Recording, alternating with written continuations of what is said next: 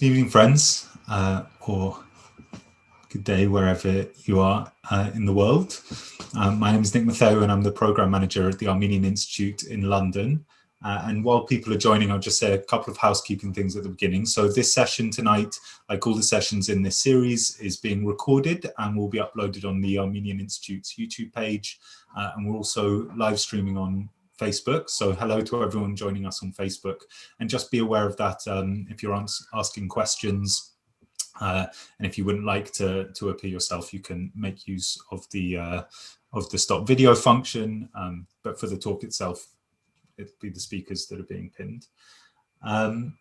For questions, if you'd like to ask questions or to make points or to introduce yourselves and where you're joining from, please do make use of the chat function in the Zoom chat or comment on the live stream video. We'd really like to hear from you and hear where you're joining from and hear any questions or comments you've got to make. Also, at the end of the seminar, you'll have the opportunity to ask questions yourselves if you'd like to in the Zoom itself, of course. So I think that's all of the housekeeping stuff. So I'd like to welcome you all to the second in this seminar series co-hosted by the Armenian Institute in London and our friends at the Association for the Protection of Cultural Heritage, or KMKD, in Turkey. This series, Reintroducing Ani 900 to 2021, is a way of launching a long-term collaboration promoting research and interest and preservation of the site of Ani on the very border of the borders between the modern republics of Turkey and Armenia.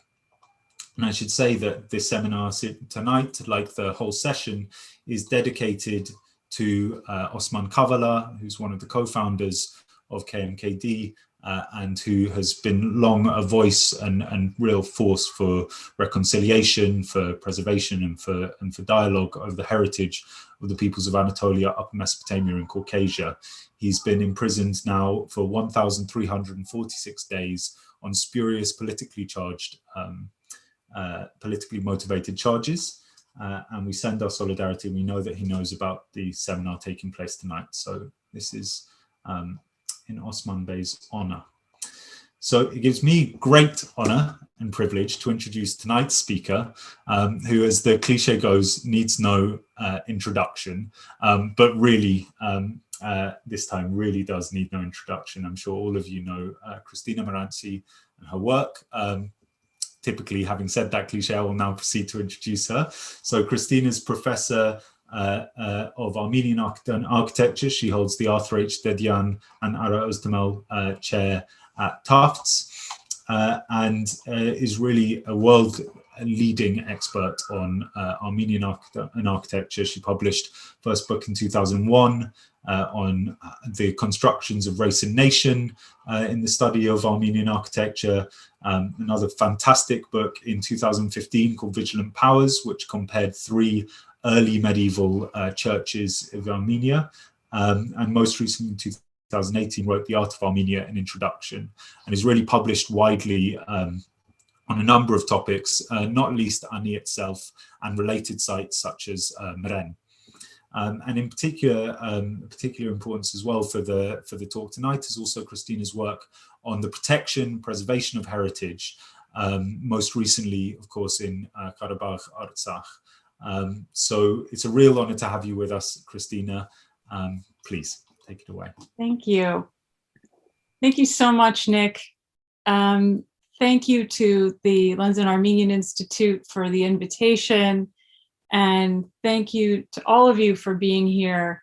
And I echo Nick's words about Osman. He's dearly missed, and he did so much to work towards protecting Armenian heritage in Turkey. I'm also glad to see so many of you with whom I have actually traveled to Ani or studied Ani together. And so I want to treat today very much like a workshop and hope to get your feedback, your ideas. This is part of a book, what I'm going to present to you now. It is part of a book that will address Ani. And, you know, the past few months, there have been other things that have taken my attention. of course. And but this talk and preparing for it was a wonderful way for me to get back to the material. And so let's just begin. So let's try to begin anyway. Here we go. So this is work in progress, yes. So Ani Cathedral, which is the focus of my book, or one of the foci of my book, has been discussed in relation to many buildings, some of whom you see on the slide. So it's been discussed in terms of 7th century sources like Maranci, in terms of the immediate precedents for it, like Ani Cathedral, which you see just below, built by the same architect. It's been discussed in terms of other regional monuments like Oguzlu, the church you see, the domed hall church you see above, churches of Tau-Klarjeti, and also churches of Byzantium, most of all the Hagia Sophia, and even now classical architecture with the work of Armen Kazarian, who has compared Ani Cathedral's architectural vocabulary with classical monuments, among them Garni. So that being said, I want to ask a different kind of question about the formation of the cathedral. And with that, I will try again to advance my slide. Okay, so what if we considered the cathedral from the place where its patrons ate, slept, bathed, held court, made plans, that is, from above. So we're going to look today at the Citadel, and we're going to think about the organization of the Citadel, the culture of the Citadel, and how that might have informed or not the choices made in the construction of the cathedral, which seems like a kind of obvious sphere of inquiry. At the same time, it hasn't really been addressed in the literature. This idea of how the culture of the Citadel, the material culture, as much as we can talk about it, did or did not inform the choices made in the construction of the cathedral. Interestingly, though, and this is appropriate for this particular talk, which is happening in London, there is someone who's kind of anticipated this question, and that is no less than Henry Finis Bloss Lynch, who wrote in 1901 about the Citadel, such as the site of the ancient fortress of Ani, which must have enjoyed a fine view of the city. I observe that the Citadel view comprises the south and west sides of the cathedral, while the north side is turned towards the town. The fact that the south wall of that edifice has been more profusely decorated than its counterpart, which faces the north, confirms the supposition that the palace was situated within the Citadel, and that it was for the royal windows that the decorative resources of the architect were principally displayed. So I want to take Lynch up on this and ask, well, what might have the patrons thought about as they gazed through those royal windows? What can we say? So there is no great modern incentive to visit the Citadel of Ani. It's, of course, the highest point of the city. It's rather a long trek, which many historical visitors never made. They just chose to, as today, they just chose to stay on the lower plains of the city. But, and in fact, the Citadel for many years was off limits, as you can tell from that kind of sinister sign on the left. However, the sign on the right presents a slightly different view. It seems more welcoming. There's even a little arrow down at the bottom. In any case, it is possible now to go to the Citadel and walk around and see for yourself something of the palace and its surrounding churches. It is generally agreed that the Citadel was the oldest part of Ani, and that the earliest sources about Ani are referring to the Citadel. And I'll show you a map in a minute So the earliest source we have, and many of you will know these sources already, and in fact, these particular citations, but it's worth for the sake of comprehensiveness for us to spell it out. So Yeriche in the 5th century mentions Ani in relation to the Persian attacks, and they destroyed and razed their dwellings. First, the great city of Artashat with its villages. They took the following inaccessible fortresses, the cities of Garni, Ani, Artagerk, and their villages. So this is our first mention in Armenian sources, in any sources that we know of, and it suggests we're talking about an inaccessible fortified place. The next mention we have is Razar Parpetsi, which also mentions Ani as a refuge, this time for Persians and Armenian apostates. And here it's discussed that at dawn, they left that spot and went and encamped near the walls of the fortress called Ani.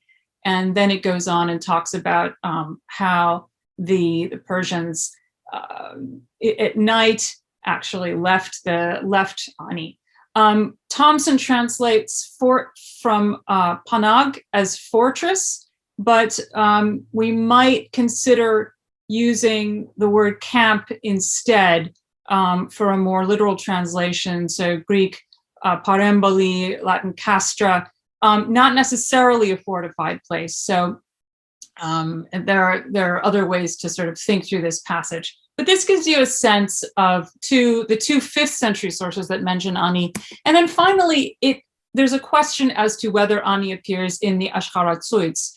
And this occurs in a description of Shirak, from which flows the river Akugren, along with the great river which flowing east of the cities of Marikopolis, i.e. Shirakashat, Ani, Mren, and Yervandashat falls into the Yaraks.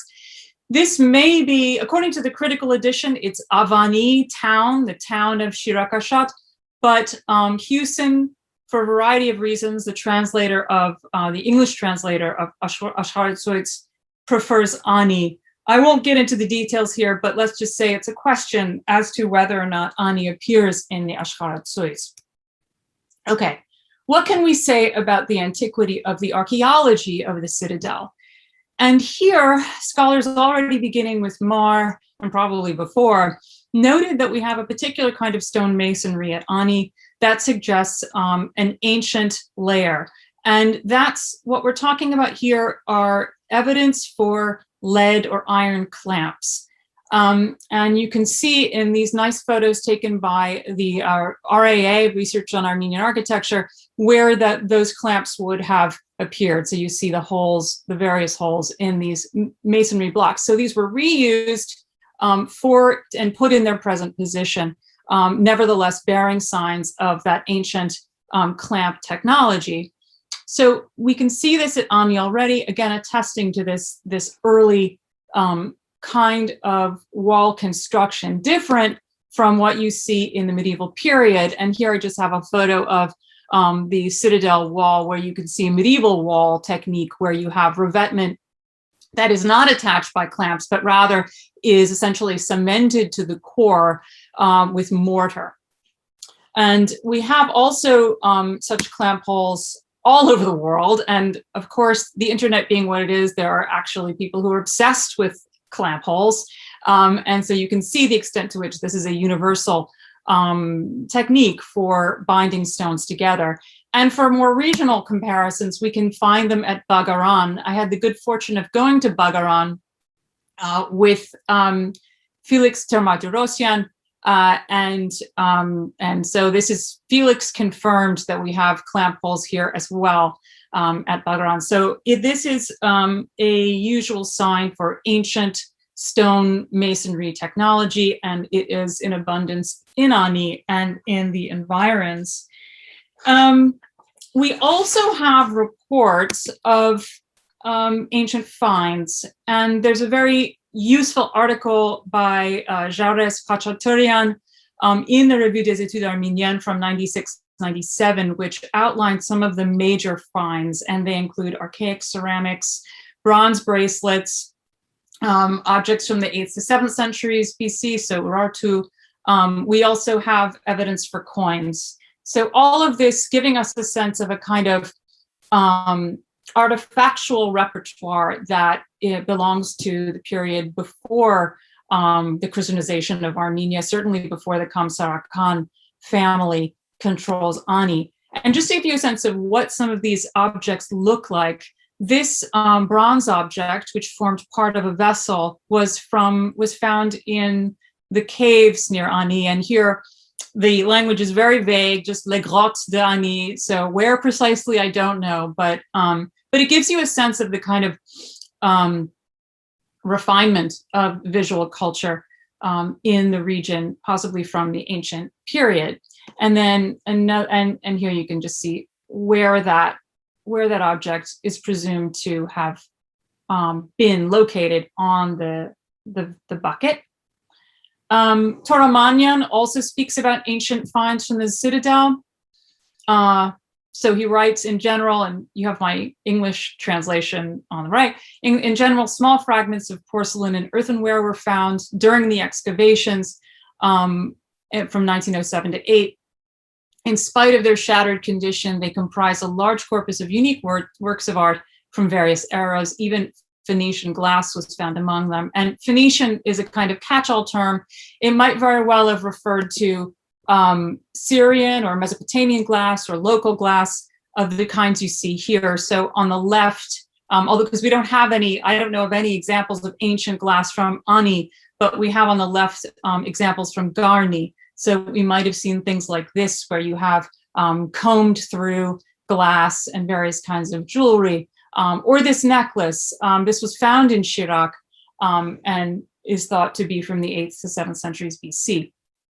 So all of this gives us at least a sense of what an ancient visual culture at Ani might have looked like. I think one more example, which I just learned about, which I was surprised that I didn't know about earlier, but this is a bed that was excavated in the area of Maranci, and or a bed part, and it's bronze. And what you're looking at is a sense of what this would have been the headrest of a bed, and you can see the bronze parts of that here. So this would have been a kind of fitting. So it's a classicizing sort of culture that we see, a refined culture, one that where we have kind of accoutrement of living, of elite living, that would have been, these kinds of objects would have formed part of that existence at the highest levels, obviously socioeconomic levels. Here's the Citadel from an aerial view. And the areas that, when we talk about the sort of oldest parts, generally people believe that the Citadel, as I mentioned, is the oldest part of Ani, but also this rocky outcrop below the Archgaberd or Kiskale, which is a kind of, it's a rocky outcrop, and there is a church on top of it. The present church dates to the early 13th century, but it's thought to have had older layers. And here's a couple of views of that site. That's just, again, to the south, with a view of the church here and a bit of some of the remaining wall. And Toramanyan was of the opinion that the wall, and he actually seems to have walked all the way around, also had some evidence for that ancient, what he called Cyclopean masonry, or most likely with clamp holes. But I didn't see it when I was there. What I did see was the church itself, which you see here. And then interestingly, if you look at the church at its lowest courses, you can see some different colored masonry. And I do wonder if this is an evidence for an earlier church on the site, as well as this piece of stone, which I photographed in that right nearby, where you can, if you look carefully, you can see ionic-like bolsters that fit very comfortably within the context of 10th, 11th century church architecture. So again, preceding this early 13th century foundation. So I do imagine that if one did a little bit more looking, one could find very interesting evidence for an earlier monument on the site, if not more than one. Unfortunately, this site is forbidden to visit. So if you do, it has to be done very furtively, having had some fun experiences with colleagues there a long time ago. Okay. Okay. So having said that, we're going to focus on the Citadel, and I've just overlaid the plan of the palace on top of it. So this is the palace, as it's called, of that was excavated. And it was excavated by Nikolai Marr in 1907 to 1908. Only the northern part of the palace was completely excavated. The southern part was only partially. But it was enough to reveal the contours of the site and layers of occupation from the 10th century forward, as well as finds in stone, wood, stucco, metal, glass, and ceramics. So a fair amount was excavated. Unfortunately, as you all know, the situation with finds from Ani to a great extent is that they disappeared during the First World War, having been stored in the museum on site. They unfortunately disappeared after that. So a lot of them we only know from really kind of poor quality photographs or sketches, and this is quite limiting. Having said that, again, we can go some way towards understanding what the visual culture of this palace was. So I want to make clear that it was a disappointing excavating the palace was largely disappointing for Toramanyan. And he talks about this a lot in his work, on Ani. It's sort of a leitmotif. He writes, after seeing, and this is from 1908, after seeing the fruitful and admirable results of the previous years, this year everyone justifiably expected great artistic wonders worthy of a royal residence. But the further the excavations went, the more depressing the impression. Instead of signs of glory and greatness, all that emerged were witnesses of poverty, misery, and sad holes. So there was this, and that's important for us to sort of make note of, there was this sense that after excavating this extraordinary city, that the culmination would be the Bagratud royal palace. But it was instead a disappointment in terms of what was found, which wasn't as much as was hoped. Nevertheless, I wanted to show you some of the plans of the palace over the years 1917. This is in Toramanyan's work, from Virtual Ani, from the RAA, and from a more recent publication on Ani. So there are various, there are various plans. Mostly they are very similar. There are some minor changes here and there, but just for you to be aware of, there are at least 4 plans out there of the Citadel. Now, as we look at the Citadel, let's define its basic parts.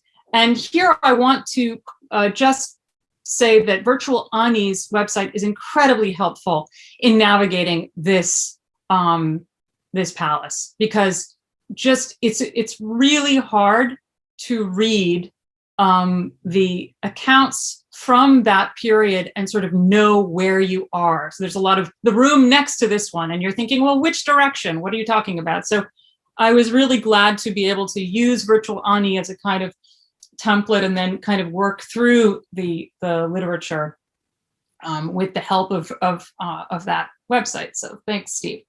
2 entrances to the palace. One, it comes up the west flank and enters this, and there would have been a kind of monumental gateway and then enters into this long, almost 60-meter long corridor. And then the other entrance was at the east. And then, as I mentioned, this site is divided into north and south, with the area to the north including ceremonial halls, a bath, and a cruciform complex. And then below, not below, but to the south, you have a cistern below, a hall above, and then the palace church. And we'll end with by talking about the palace church. So the Northwest Hall is really the kind of jewel in the crown for Toramanyan, at least, of the whole site. It was, at least as of 1907, the tallest remains of the Citadel, around 21 by 10 meters, 4 large windows, possibly fronted, at least according to Toramanyan, by a multi-story chamber. And he thinks that it was probably domed with a skylight, but that's his opinion. This is a view of it from an old photograph, and you can see what was meant by those openings, those 4 openings, as well as the relative height of this structure. It was, by Toramanyan's account, a really elegant building, and it is my belief that this famous photo of Nikolai Marr was taken from that Northwest Hall, although I spent a lot of time trying to figure out exactly the sightlines. Toramanyan talks about how they discovered there are 8 thick and luxurious wall columns built in the pure 10th, 11th century Armenian architectural style. And if you look carefully at the Capitol, at this midpoint, and look at its profiling, if you look at the cushion, those cushion capitals, mini capitals here, or up above, or the bases, you will be reminded of Ani Cathedral and other buildings of the latter 10th century. So it's Toramanyan's assertion here, I think, makes good sense that this was a Bagratid part of the palace. There's an interesting episode that I just want to share with you because I've not read it anywhere else, but it's just so we'll take a little commercial break for a moment and head into a little piece of a side note regarding a mysterious prince of Saxony, because Toramanyan writes that it was in this Northwest Hall that the Prince of Saxony, seated on a stone after a long time in contemplation of the beautiful scenery, exclaimed in the Armenian language, "Alas, this transitory glory." So, "Abach paratsas ansavori," quoting Moses Ronatsi. And so for the longest time, I was thinking, who is this person? And, the wonders of the internet. So it turns out that a Prince Maximilian of Saxony visited the site, and we know about this. Toramanyan writes about it in Ahurian, the newspaper. We know about it from his letters as well. So Maximilian was a Catholic priest. He visited in 1907 Ani and stayed very late into the night, if not all night. He was accompanied by the Armenian Catholic priest of Tiflis. And yeah, he apparently knew Karapar and spoke with the priest in Karapar, and he performed a Latin mass in the Tigran Honen's church. I just want to share, again, just quickly share with you, this is what he wrote in the visitor book, presumably at Horomos Poshavank, about his trip. So he wrote first his title in Armenian, and then he wrote this in French, which I've translated. So he writes, and it's actually quite moving and quite relevant to the current predicament we are in regarding Armenia. So he spent the night in the ruins of Ani on September 12th, 13th, remembering the ancient glory and greatness of Armenia, admiring the ancient Armenian piety, which produced these magnificent temples, sadly so ruined, mourning them with its deepest heart, noting the annihilation and bankruptcy of everything in the world. He asked for God's mercy for the kings, patriarchs, priests, and people of all classes who died here, praying to the Most High to grant the best future to the Armenian nation and their beloved homeland. So I just thought that I wanted to share that with you. It is printed in Ahurian 1907. Toramanyan published that, but it wasn't something I'd read about outside of those sources. So I thought I would share it with you. Okay, let's move forward and move actually south and look a little bit at this area here, which is really complicated. I found this to be the most complicated part of the palace. So what you're looking at is an area here where there was a cistern, and the cistern is, you can see the excavations here of that area. In part of this area, there were found 4 column bases, and you can see them here. These were thought to be, according to Toramanyan, I don't have any pictures of them, 10th, 11th century bases. And at a later time, Toramanyan believes in the 13th century, that whole cistern was filled in with earth. The clay pipes that were conduits of water were disrupted.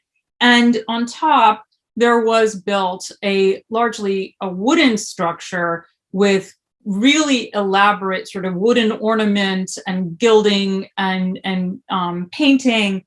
So that there were kind of 2 layers to this southern area. I just have to say that Toramanyan then talks about how he thinks that part of this area was used as a harsnagan senyag, a kind of wedding hall, and I do not know really what to make of it or why he thought that, but that's a sort of big part of his argument that I need to think through some more. If there's anybody out there who thinks or knows anything about these harsnagan senyags, I'd love to know something about them. But in any event, yeah, so that's the area of the cistern, and then above it, this second level, with lots of wood, painted wood, sculpted wood. If we go forward, we have another area that's called a hall, Sara, or Dajar sometimes is used. And here we have what's called a basilica. It was essentially a large area, partially screened by columns. And I believe this column base is from that area. Here too, there's wood. Apparently the columns were made of wood and they were set on stone bases. This area too was heavily decorated as well with wooden carving. So, if one is interested in carved woodwork in medieval Armenia, the Ani Citadel was a place for it. And I'm showing you here actually finds that were unearthed from both areas, from the northeast hall, that basilica hall, as well as the hall above the cistern. And you can see this is the kind of thing you have to work with. These wonderful wooden beams were discovered. But this is what I've seen in terms of photography, and some carved wood. You can see some details of plaster, painted plaster, frescoes of women, and another fragment of fresco here. So clearly this was a sort of carefully designed place. It was a luxurious place with a lot of decoration, a lot to look at. It was really filled with decoration. Particularly the evidence for the 13th century is really stunning. And then the Cruciform Hall is the last area I want to show you in the palace proper, and it's right here. And just to say that it consisted of a kind of depressed area in the center, and then each of these wings was raised up. Okay. And then finally, the baths. So the baths were excavated as well, and I'm showing you an excavation photo on the right. And you can see there were 2 areas for the baths, for the hot baths, the caldaria. One here, one to the west, and one to the east. And these dark spots are the evidence for the hypocaust, those pilings that you see that form the base for a floor that sort of heated up the water inside these baths. So this was right facing the overlooking, if you like, the city. Questions of fenestration are hard to answer here, but But what's clear is that if you lived in the palace, you would have enjoyed a luxurious bath, and just lived in comfort, whether or not people below got to do that or not. Okay, actually, there was another bath, of course, outside the city, but this is the bath we're talking about, this hypocaust bath within the citadel.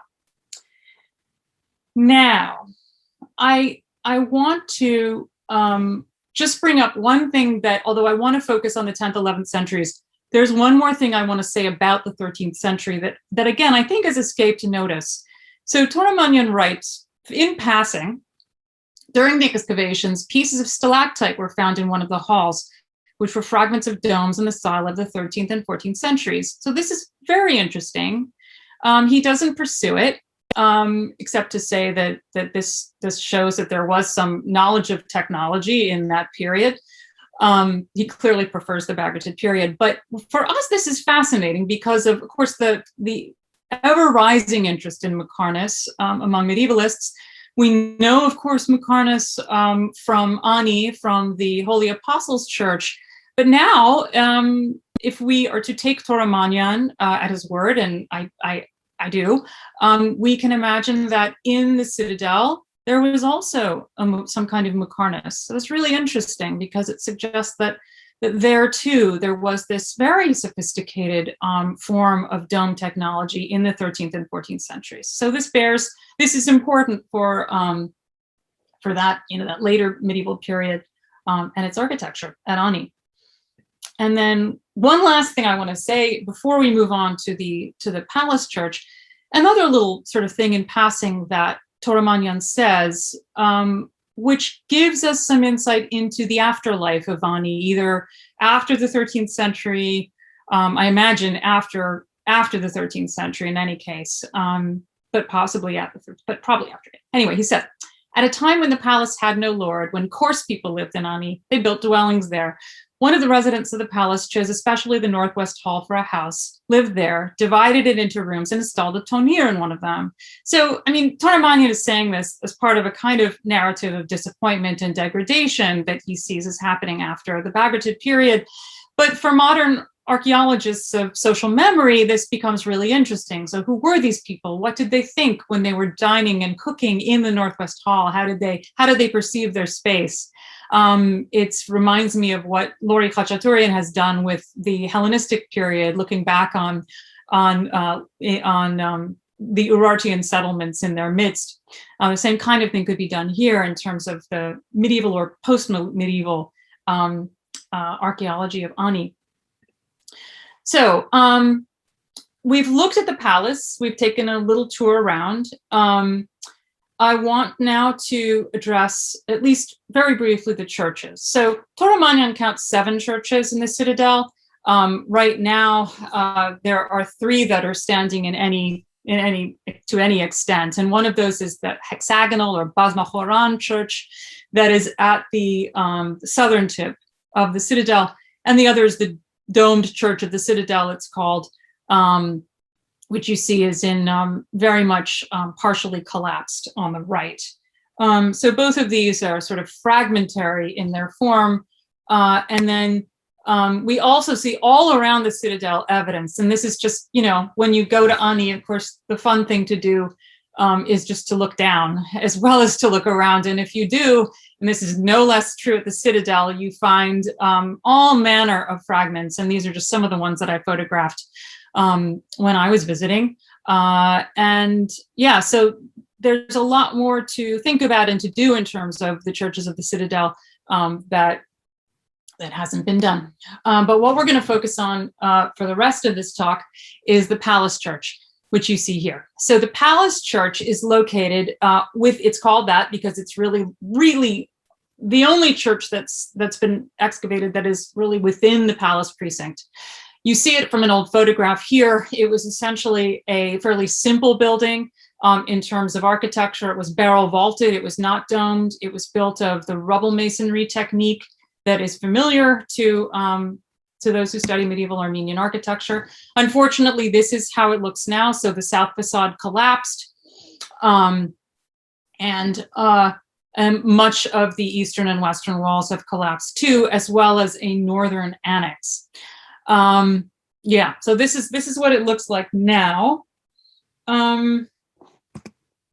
Let me go forward, but at least this gives you a sense of the interior. And you can see that you have big barrel vaults, big, sort of like muscular, I think is a word that's useful here, barrel vaults that sit on transverse arches. And then further, you have those axial arcades that sit up right against the walls. And then those big square pilasters. Here's a view let me show you a view from the east, actually. So this is from the east, and you can see that northern annex, which is actually 2 stories. There's a question about when it dates to. We don't know. But here you have a plan of the church itself with the apse and the bays divided by these pilasters. Okay. So that's a church. There are problems with dating the church. Most scholars are agreed that it's, I'd say, 10th, 11th centuries, but there's some who maintain that it's earlier, that it's 7th century, and almost everything you look at, whether it's epigraphy, sculpture, architecture, I would say the epigraphy and sculpture can be read in more, they're more divided. The architecture to me is fairly straightforwardly 10th, 11th centuries, but both epigraphy and sculpture are more complicated to deal with and need careful, sustained thought. So one of the problems, let's talk about epigraphy. So the palace chapel used to preserve on its south wall, which is now collapsed, a building inscription that named an Abisorom Vartabet, who built the church in the year of the Armenians. Or is it that, or is it or could it be a numeral? So what I'm talking about is the whole Aip at the end of this inscription. And so Orbeli, who of course was the cataloger of this inscription, and whose opinion is I would say more pervasive than not, is that it is simply, it refers to Hayot, it's the year of the Armenians, as opposed to numerals, meaning in the Armenian era 71 / meaning 622. So, but that's one of the areas of sort of question, this building inscription. Again, it can't be studied anymore because it's part of the debris under, that's part of the fallen stones of the church. But at least we have here, this is an older photograph, and you can see pretty clearly the inscription. And then there's another inscription which doesn't give a date, but also names presumably the same person, Abisorom Vartabet, servant of the church, who built this holy church. This was on the eastern wall, again, which has collapsed. So these are the 2 inscriptions that we believe are contemporary with the construction of the church. I should say that I've looked in the Dictionary of Armenian Names. I'm not the first to do it. I've tried to look for an Abisorom with no luck, but in any event, there's no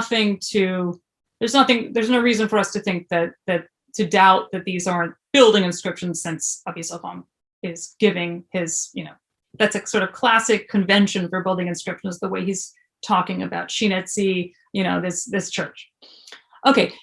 Just to say, there are a lot of other inscriptions on the church that don't have dates, just to give you a sense that this was a very loquacious monument when it survived, intact. But I want to move on to the sculpture, and I show you here an interior that was made in the 19th century, interior engraving of the interior made in the 19th century. And it's so curious. I love it. How true to reality it is another question. So this shows you a view looking east, looking towards the apse, and it appears in Brosset's Les Ruines d'Ani, and it was criticized by Lynch in the following way. He writes, the detail and ornament here portrayed do not correspond to reality. The devils, which I take issue with, these are clearly cats, and trigger alert for all the cats who are listening. These are not devils. Anyway, the devils are more or less imaginary, and there appears to be only one of them in the actual design, viz. On the south wall, the first pilaster as you enter from the west in low relief. So, you know, okay, so maybe this is kind of imaginary, but we still have evidence for figural sculpture at the palace church. And we also have actual, not just engravings, but we have a precious photograph that shows us one of those pilasters with an eagle and with what is thought to be a lamb in its claws. So, so we have, you know, we can put together a program of figural sculpture that focuses, that's sort of about animals at the church, which is really interesting. Toromanyan, thankfully, did some drawings of the capitals of the palace church, and I'm showing you them here. And thankfully, in one case, we can actually do a one-to-one comparison.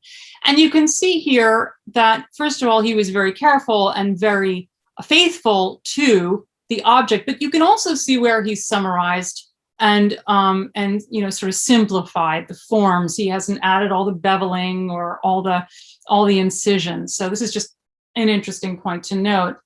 And unfortunately, you can't see any kind of decoration below, but this could also be because this site was used as a mosque. Perhaps these figural motifs were abraded, perhaps it was weathering. You know, there are a lot of reasons why this particular capital doesn't preserve figural sculpture. I also wanted to note that further data for us as we try to date this monument is a particular portal found in a building near the Ashotian walls, which is, I think, very similar in terms of the way it uses basalt and also those raised bosses, those circular bosses, and their decoration, particularly the star form that you see shared in both. So just more data for us as we consider the date of the palace church. Now I want to turn to what I think is the most fascinating part of this whole church, and that is this southern niche, this curious niche that's cut out of the southern wall. And you see a photograph of it here. It's and that's all we have, because again, this whole east wall now has come down. So it's a southern niche. It's carefully crowned with a molding, as well as with this kind of cornice level. I'm going to show you some drawings, and I want to say this is a photograph that Steve Sims sent me of Virtual Ani that shows that's a detail from a corpus of architectural drawings that were made on site and published in 1914. So it's wonderful that we have this album, and it gives us a sense, better than the photographs can, of this niche and its sculptural decoration, which even then only survived in half. But you can see here the acanthus leaves. You can see there's a kind of vegetal scroll above that.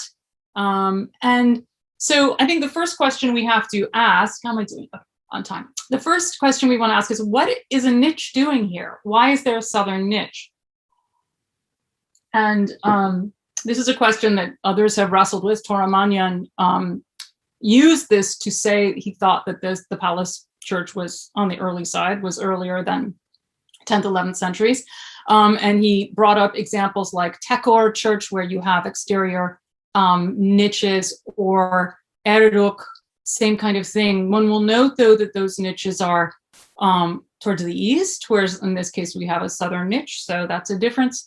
I still have to think more about this, but it's really, it's an unusual feature to have. And this niche, I should say, doesn't seem to be part of the design of the church, like you see niches at Ripsime or even at the Cathedral of Ani, but rather it seems to be sort of specifically placed for a particular purpose that's not part of a kind of symmetrical program of the church.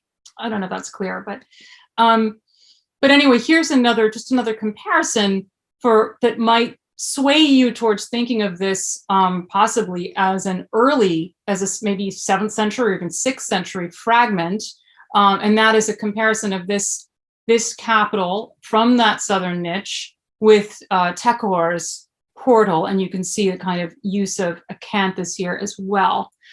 But at the same time, we want to acknowledge that in the 10th and 11th centuries, there was actually a revival of acanthus use for decoration as well as denticulation. And Armin Kazarian has written very important works on the classical vocabulary that's kind of revived in 10th and 11th century Ani. So we have to be very careful about using, I would say, acanthus carving, particularly carving that's been weathered by sitting outside, in order to date the monument. And I'm just again showing you, here's an example on the upper left from the Holy Apostles Church, early 11th century. This is from that domed church on the Citadel. And then we have here a fragment that was just on the ground from that domed church, because this is an old photograph. And this is one of the pieces that survives. Now, I'm almost done, but I want to show you something that is perhaps the most interesting thing of all. Maybe if you're still with me, you've noticed that it's not just acanthus that we see in this frieze or this molding. There's actually a figural scene. And let's take a closer look at this scene. So you have some figures, 2, possibly 3. You have a ram hanging in a tree. And this is a photograph that, from a contemporary photograph. And you can hopefully see some of that. I don't like, as a rule, to work from line drawings. One would much rather work with the object itself. Right now, that's not possible. So I'm trying to be fair and look at a variety of photographs, or at least 2, the 2 that I have. Here's another one of that same passage, which looks rather different. But on balance, I think this one is telling me, based on the line drawing, is telling me something more true. And you're probably already thinking, lamb in a tree, a ram in a tree, sacrifice of Isaac. And that's how this sculpture has indeed been identified, as a sacrifice of Isaac. So this raises a lot of questions. And it really hasn't, maybe in part because it doesn't survive, it hasn't been the subject of much art historical research that I have read beyond passing mention in Babkin Arakelian's work on early medieval sculpture. So why Abraham? What was the reason for this? And I think that brings us to some general Christian significance. Certainly the idea of sacrifice is a kind of, the sacrifice of Isaac is an antitype for the Eucharist, the Badarak. That would be one important piece here to think about. And in fact, there could have been, I know there's been work on animal sacrifice. Could this have been a place where Madach was performed? Could that be why it's here? For sure, we have other examples of the sacrifice of Isaac from the 10th, 11th centuries or before, but not many. I would be glad if anybody has more for me from, again, before let's say the 10th century or before, but I could find a carved stele from the 6th or 7th centuries, Achtamar, of course, and then the Etchmiads and Gospels from 989 as examples. And these are really interesting to compare with our stele from Ani, but we don't have a lot of time. I want to think rather about, and I know I only have a couple of minutes, but I want to think rather about more particular meanings that a sacrifice of Abraham scene would have at the Citadel. And this takes us to Genesis. It takes us to the biblical episode. I won't go through this all, but I want you to notice, for example, in these passages, in these verses, mentions made of mountains.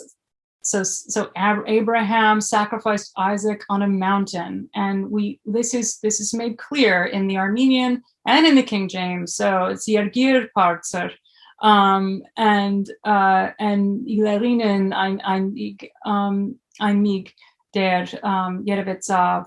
So there's this sense of a holy mountain, and of course, that is so perfectly resonant with the place of this church on high ground. So one can imagine the Bagratids thinking about that as they looked at this relief. And then I don't know if Gohar is with me, but I just read Gohar Grigorian's wonderful article on canon tables, where she was talking about the sacrifice of Isaac in relation to the temple.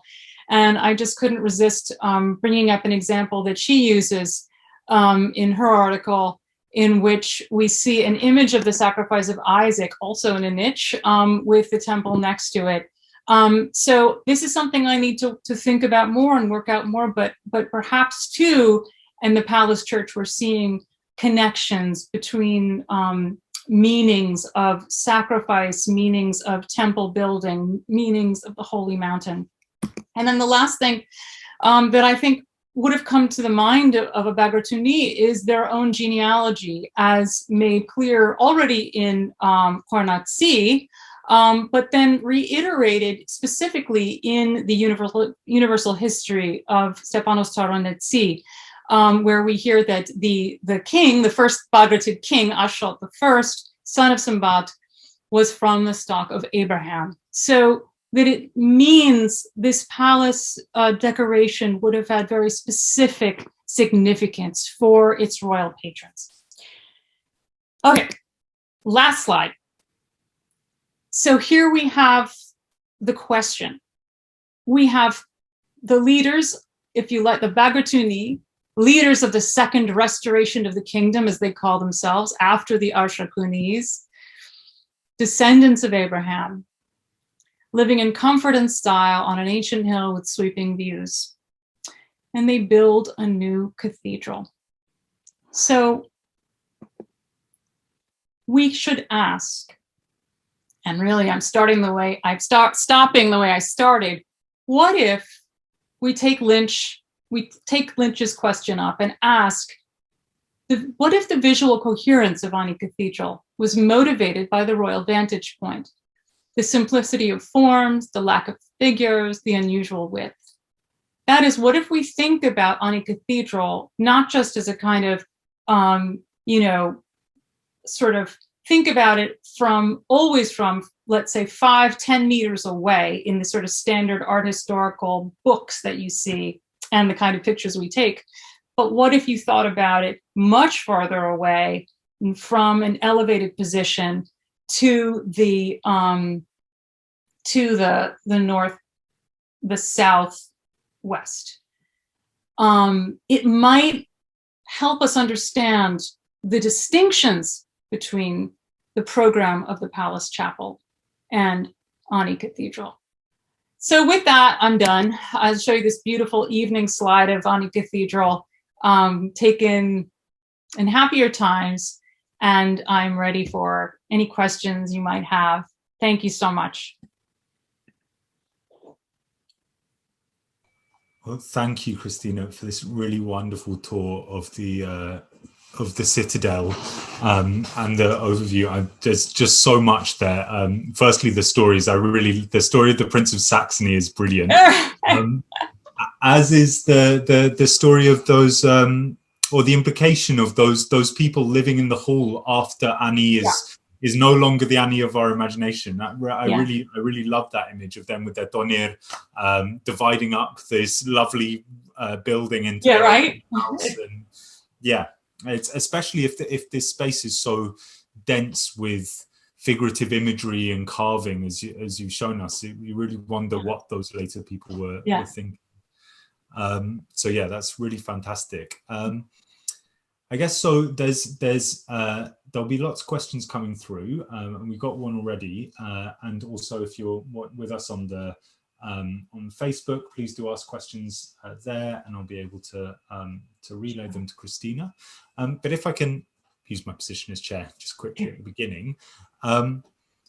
One thing I wanted to ask is what the material from the Citadel tells you about Ani's story more broadly. Does the Citadel seem to reflect in its chronology, like when these monuments are coming from? There's the question over the church, but it seems like the really dramatic and beautiful and well-carved architecture is that Bagratuni period, with a sort of hint of the later Makana in the 13th century. And then again, how do you see that relating to the previous, the very early parts of your talk, where it's these really ancient finds going back hundreds and hundreds of years? What do you see the Bagratuni doing here? Are they choosing a new site? Are they seeing themselves as new Abrahams, building temples? Right. That's a great question, and I haven't really thought it through entirely. I've started to, so I'll just tell you where my head is.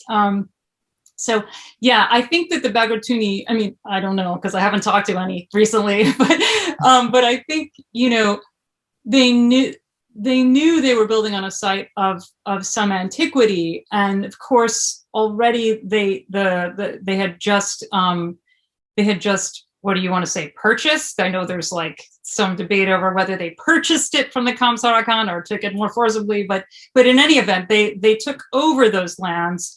And so there was this sense of, I think, you know, and from the finds, some antiquity there. So that's so interesting, right? So they have this, they're kind of, in a way, taking over the site. It's such a classic sort of archaeological move where you have the new people coming in, and then what do? They want to try to assert their own age, their own kind of authority over the landscape? Do they do that by calling up the past and kind of like, for example, a really interesting example is Anavarza, the Church of Toros, where you see you see the use of, you have this princely ruler who is using Byzantine spoils to kind of remake and reassert his own authority over the material past. So it's really hard to say archaeologically if that's the case, if that's what they're doing in the Citadel, as far as I can see. And this sort of goes to what I think Rupen's question about the Kamsara Khan at the Citadel. And I mean, part of me wants to say that maybe it's that piece of that spolium, maybe the sacred sacrifice of Isaac is spolium. I mean, it's possible. That would be really interesting. It would be kind of wonderful, because it would be not only about, you know, kind of iconographically a kind of genealogical claim, but it would also be materially a claim over the landscape. But I can't say that, because I'm just not sure. It's because we have this kind of revival of classical ideas in the 10th, 11th centuries. In a way, it's like maybe not that important. In any event, they were maybe it just looks old, you know. So that's interesting too. But then there's the new city, right? And I want to be careful, because I know there were monuments already down below, like Abu Ghamrens was there in the latter 10th century. But if we imagine the Bagratids coming in and largely, you know, in this building up the Citadel, then we have these new spaces, these expanses anyway of spaces below. And then what do they choose to do? This is kind of where I'm really just in the point now where I'm posing that question. It's such an interesting question too, because you think of like the Middle Byzantine period and ideas of, you know, how do we imagine ourselves after, you know, a couple of centuries of conquest? How do we think about ourselves as this second kingdom, and the use of restoration, Noroku-tune, you know, like, so I'm kind of still feeling my way around that, and but I don't have any really good answers. But that's actually the kind of, I'd say that's the question that I am trying to hopefully get to. But I want to do that for me through a study of the architecture and the sort of material and archaeological assemblages, so to speak. Yeah, that makes perfect sense. And just to say to people in the Zoom, if you'd like to ask questions yourself, please do make use of the raised hand function. So yes. So Rafi asked a question in the chat, which I'll just read out for the friends joining us on Facebook. So if/when these areas are more open for research, do you think it will be possible for these collapsed areas to be reconstructed or the ornamentation to be studied?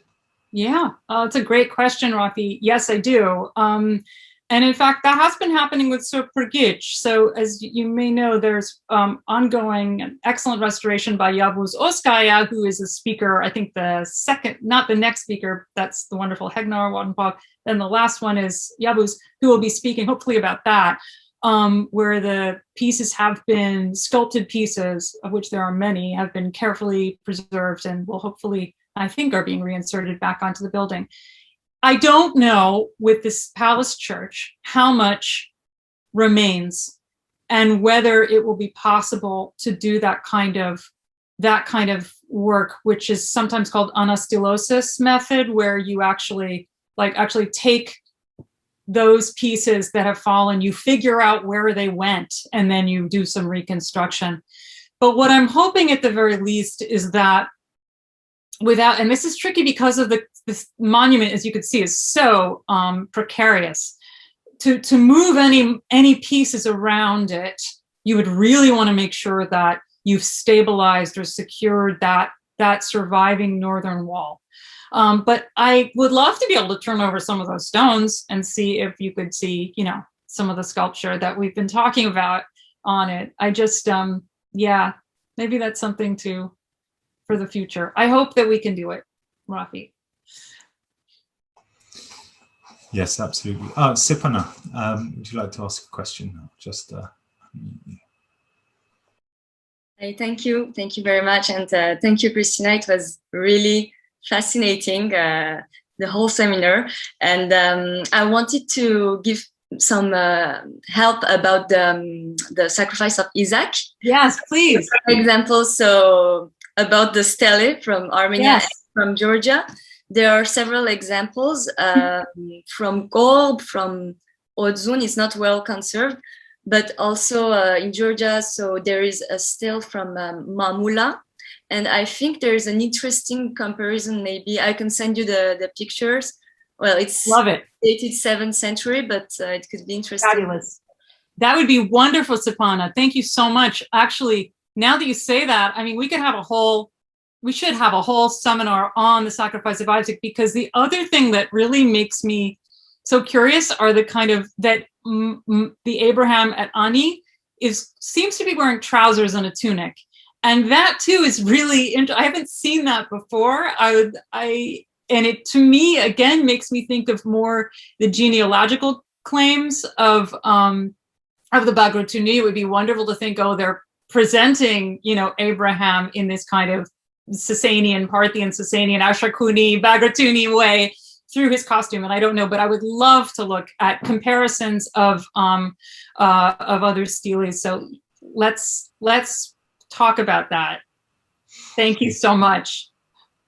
Yeah, it's really fascinating, this, especially considering that the Bagratuni are just emerging from an empire where the entire faith is predicated on also being from a different line of Abraham, coming from Ishmael rather than coming from Isaac. So how this plays ideologically. And I should say, for everyone, and if you don't know Michael Stone's wonderful book on Abraham in the Armenian tradition, that's something that's really worth looking at, because he goes through the sort of textual traditions associated with Abraham, the genealogies, and the Armenization of the tradition. And just one interesting thing, that the manuscript that's known as the Book of Wisdom and I forget the whole name of it, but it's from 981. It's quite famous. It's in the Matenadaran, first book on paper, in Armenian manuscript on paper. We think it was made at Ani. It's said, and it contains the first genealogy of Abraham in Armenian. So that's an interesting, just an interesting tidbit. I've still got to read through the textual traditions, but it's a wonderful resource. So thanks to Michael for that. Absolutely, and we've got lots of questions and comments, people complimenting the talk, Helena and from Rachel Goshkarian. But first we'll go to a question from Ruth. I'll just ask you to unmute and you can ask your question. Yes, thank you very much. Thank you, Christina, for this fascinating lecture.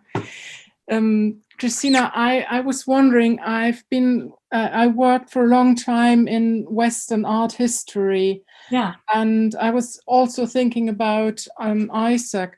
And we often have in the West this scene from Isaac coupled with Jesus Christ and his crucifixion. Yes. As a prospect for his resurrection. Did you think about this connection, so that maybe on the other side there could be a resurrection? That's lovely. Yeah, the father who saves his son in both cases, or I think Augustine says the parallel is that Isaac, like Jesus, carries his own wood, and there are a lot of parallels between. Yeah, exactly. No, it's so true. Thank you, Ruth. Absolutely, I have been. One thing I want to do, so that the idea of Isaac, Armenian Sahak, as a kind of antitype for Christ and carrying the wood, and Christ carrying the cross. The idea of sacrifice and Abraham, and both of them can kind of operate as kind of antitypes.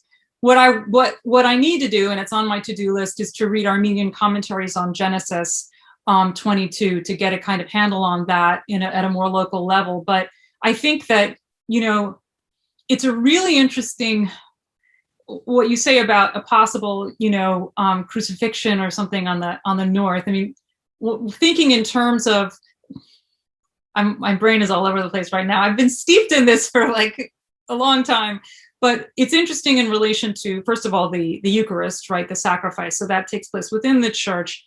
You have this Old Testament prefiguration on the outside. I'm just going to kind of go a little bit digress, but the idea that we have here figural sculpture on the outside is really interesting anyway. It's not, it's again surprising when there has been so much study of other examples of exterior sculpture in Armenian churches that this has been largely ignored, not completely ignored, but it is certainly possible that there was some other kind of sculptural decoration on the other side that then became the interior of the chapel that was built on the northern annex. But yeah, lots more to do. Although, wait, we do have the north wall, so you would have, So actually, I don't think it would be possible because we have the north wall, but the east or west walls possibly. So the quick answer is yes. I've definitely thought about it as an antitype for Christ, and it is possible there was other sculpture on the building. And maybe if we can do kind of scientific work there in the future, we'll find more stuff. So thank you. And that's exactly why we want this series, right? To kickstart some more discussions like this and get more of this material spoken about and research. So we've got another question now from Ani Cathedral. I'll just ask you to unmute. Oh, great. Hello. It was fascinating talk. Thank you, Christina.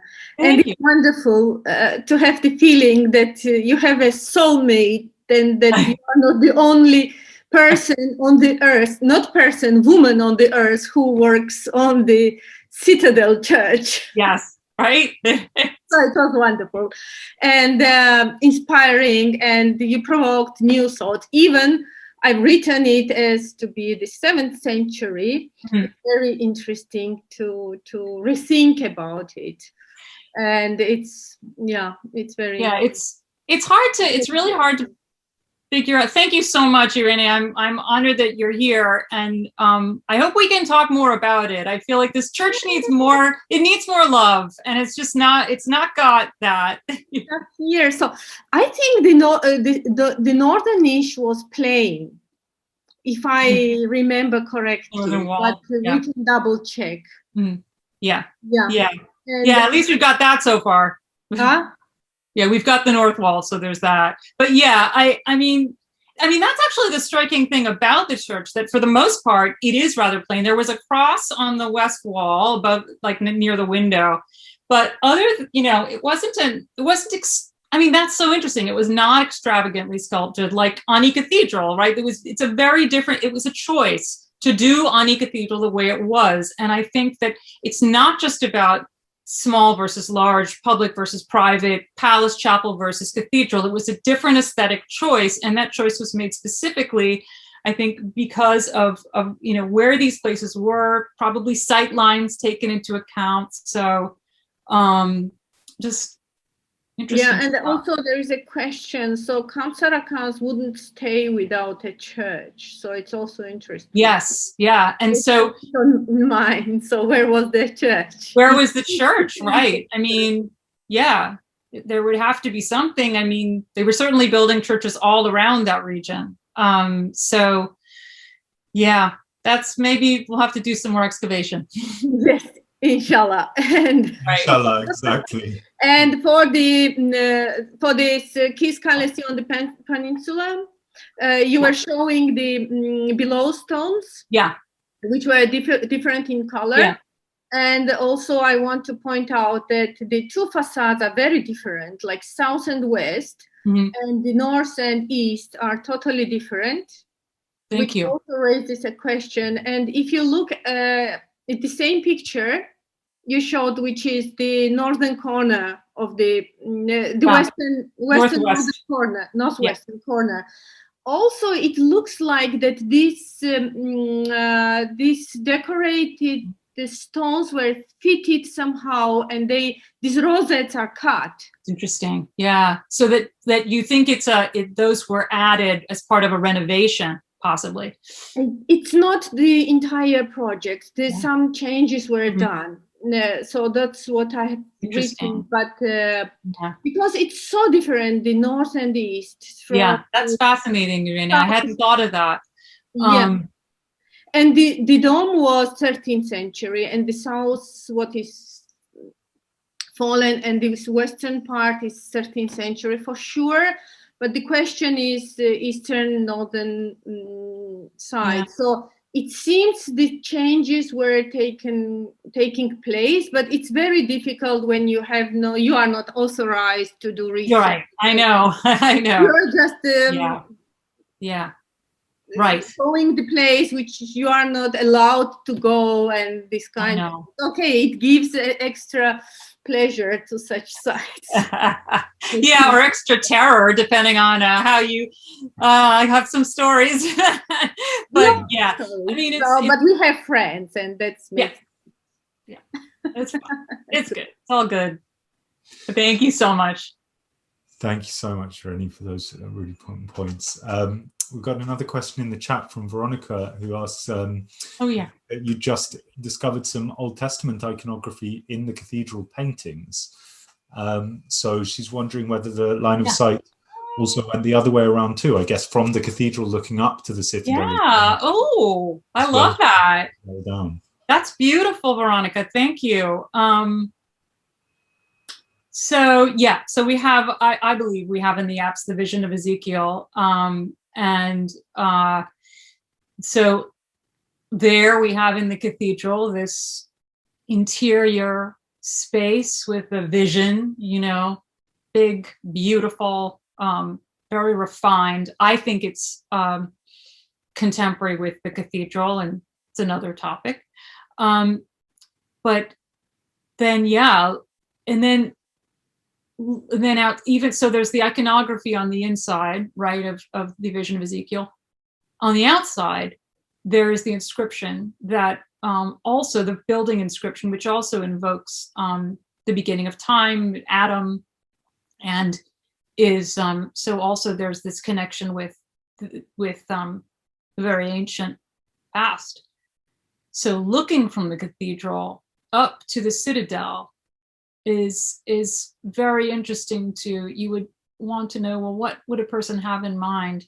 Oh, and the other really interesting piece, sorry to this, is that inside the cathedral, I discovered also an inscription, which is Luke, and it's, I think, 10:11 in English, the kingdom of God is approaching, imercial, Archaeology nastudzo. And so what if people sort of, I mean, it's very potent to think about the cathedral in relation to time. And I've given other lectures on that. And then you have rising in the distance, this Bagratuni, if we're talking about 10th, 11th centuries, this Bagratuni kingdom, right? We have multiple kingdoms. We have the kingdom of God. We have the second kingdom. So yeah, there's a lot to think about. Thank you. I don't really have any big answers for you, Veronica, but I really appreciate that question. I think we have maybe a final question. Maybe there'd be room for one more, but we have a question from Zaruhi Yes. and I will just find you, Zaruhi. Here we go, and ask you to unmute.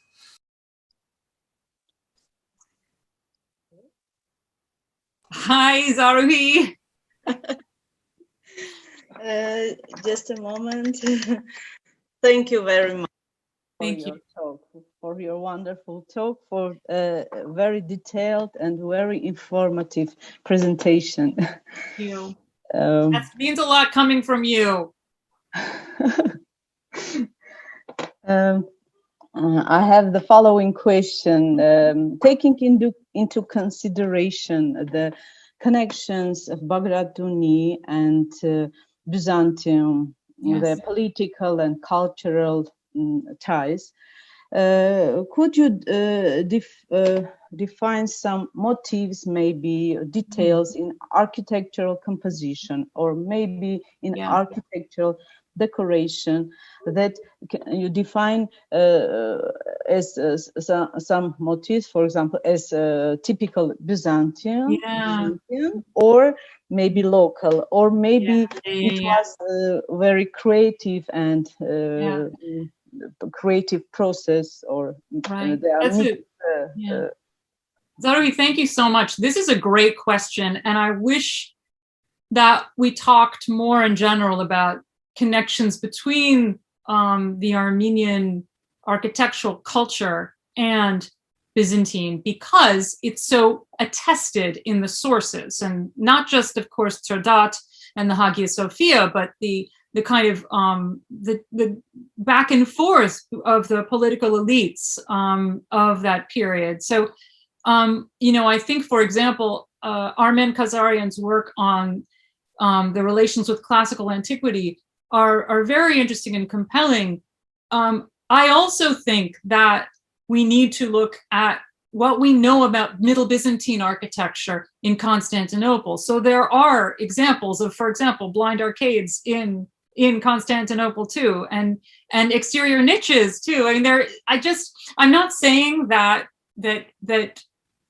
Bagratuni architecture is necessarily in clear ways that I can tell you right now, informed by Middle Byzantine architecture, but I don't think we can ignore it. I mean, so let's just talk about Turdot and the Hagia Sophia. And yes, I think those larger domed spaces of the Cathedral of Ani and Gad Kashen would have been informed by an experience of Hagia Sophia. But then what about the classicizing elements, the acanthus, the dentils? What is the relationship between those, the revival of those forms in Bagratuni architecture, and the concomitant interest in classical antiquity in Byzantium? So it would be very interesting to think more about that.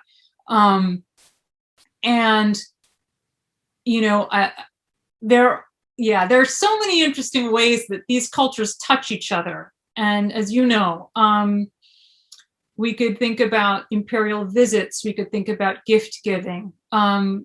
So the answer is yes. Thank you so much. It's really, I really think, I also think that Byzantinists have, I don't know, I was trained with a Byzantinist. My professor was a Byzantinist, and I feel like the approach that scholars of Byzantine architecture take is really interesting for Armenian scholars as well. So I'm always learning from them. I'm always learning about, how to study things. So anyway, yeah, so I really appreciate it. That's on my list of things to do too. So Yes. more on Byzantium, Zaruhi. Exactly, and as Veronica points out in the chat, the relationship between the Great Palace and the Hagia in Constantinople is another parallel here. And I guess we won't have time for it, but I wanted to ask about another relationship with the Menuhjehir Mosque and the Citadel. Obviously, the Shadid Emir, who himself was married to a Bagratuni princess. So it just shows there's so much for us to do on this fantastic site, and there's so many reasons why we need to organize ourselves to try and preserve it as best we can and promote research on it. Which is exactly the purpose of these seminars. So I want to say, just in closing, that part of what we're doing here is to try and generate interest in forming a transnational network of scholars and organizations who want to do exactly that. So if you are interested, then please do get in touch with me at Nick, N-I-K, at armenianinstitute.org.uk. And please do come to our future seminars next week, same time. Hegna Wattenborg is going to be talking to us about the representations of Ani over time and place. And then after a week's break on the 27th, so that's on a Tuesday that time, Yavuzuzkaya will be talking to us about the archaeology and preservation of Ani today. So please do come to those, and we'd love to hear from all of you to make sure that this becomes part of a really long-term collaboration. Also, just from us at the Armenian Institute, I think there's a feedback form that's been shared in the chat. We'd really love to hear from you so that we can keep to developing our program and make sure that we're putting on events that things people want to come to, and see how we can improve every time. And if you're interested in supporting us, then please do have a look at our website. There's lots of ways in which you can support and get involved. But really, thank you so much again, Christina. That was a fantastic talk. And we look forward to when we can come together to talk about this at some point, and when we can go to the Citadel itself and explore again and relive the Bagratuni time. So thank you everyone for coming. And from all of us here, Barika Share if you're in London, Bariyereko, and have a good day wherever you are. Thank you again.